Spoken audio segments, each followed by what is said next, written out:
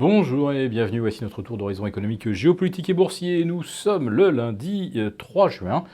Pour comprendre comment tourne la planète finance et lorsqu'elle tourne autour de Londres, c'est sur la bourse au quotidien et nulle part ailleurs. Et l'épisode du jour s'intitulera La vanité, l'ignorance et la colère. Ça vous évoque quoi au juste ? Eh bien, ce sont les trois grandes plaies pour de nombreuses philosophies, notamment le zoroastrisme, le bouddhisme, la philosophie des Lumières. Oui, la vanité est souvent un corollaire de l'ignorance. Et la colère découle souvent du fait qu'avec de l'ignorance, les choses ne se passent pas comme prévu et on y réagit de façon violente. Alors on pourrait presque dire que Trump en constitue une excellente synthèse. Monsieur Trump qui s'était attribué par vanité la hausse de Wall Street, qui s'en est pris par ignorance à la Federal Reserve, qui s'attaque désormais à l'Inde. Trump veut lui supprimer son privilège de quota de 5,6 milliards de dollars d'exportation sans droit de douane aux États-Unis. Et puis Trump s'en prend dans la foulée également aux diverses mesures qui avaient été conquises par les défenseurs des droits sociaux aux États-Unis concernant notamment la discrimination positive. Eh bien, de discrimination, il n'y en aura plus. D'ailleurs, on ne peut pas être vraiment pour la discrimination, sauf si elle est positive. Mais aujourd'hui, M. Trump considère qu'aux États-Unis, elle ne s'impose plus. Il doit considérer que les Afro-Américains, les Latinos et les Américains de souche ont exactement les mêmes chances dans la société américaine telle qu'elle se présente aujourd'hui.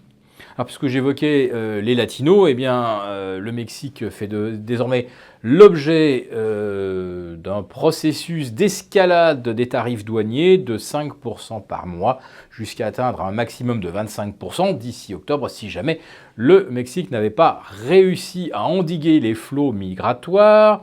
Alors, je ne dirais pas que M. Trump est totalement ignorant. Les flux migratoires proviennent essentiellement de pays encore plus au sud que le Mexique, notamment le Honduras, le Guatemala.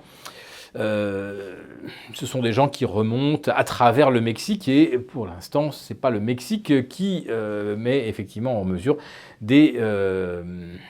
qui met en place des mesures de confinement, de containment pour les empêcher de gagner les États-Unis.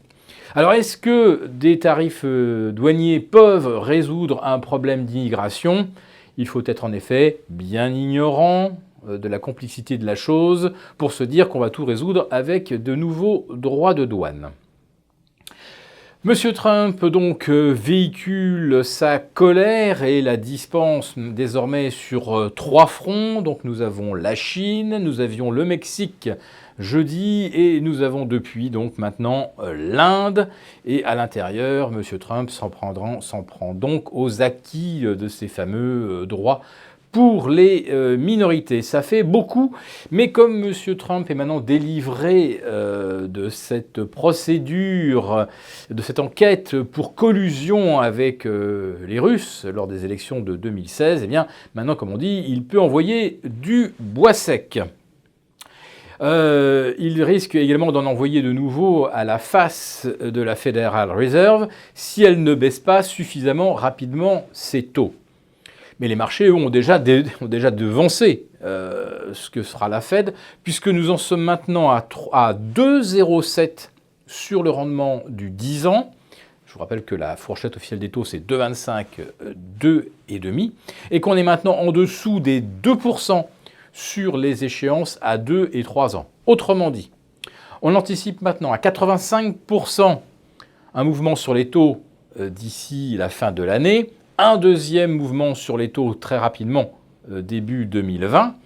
Alors il ne nous étonnerait pas que M. Trump dise « vous voyez, regardez, les marchés, ils anticipent déjà 50 points de base de baisse, Qu'est-ce qu'attend la Fed? Est-ce que ça sert à quelque chose d'attendre décembre quand tout le monde sait déjà que la baisse des taux aura lieu? Sauf que la Fed n'a pas tellement de munitions pour endiguer la baisse des marchés. 225 à 250 points de base pour faire face à une crise majeure, ce sont des munitions qu'il va falloir utiliser avec parcimonie.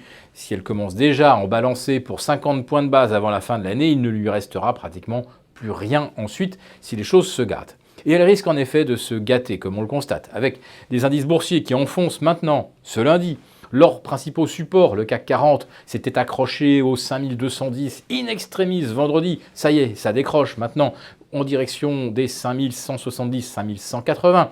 On a le Dow Jones sous les 25 000. On a le S&P 500 sous les 2750 et avec un dernier support possible à 2725. Bref, graphiquement, ça commence à ressembler à quelque chose d'un petit peu alarmant. Pour l'instant, ça tient encore, mais les marchés de taux nous indiquent déjà qu'on est de plein pied dans la récession et peut-être même dans la crise.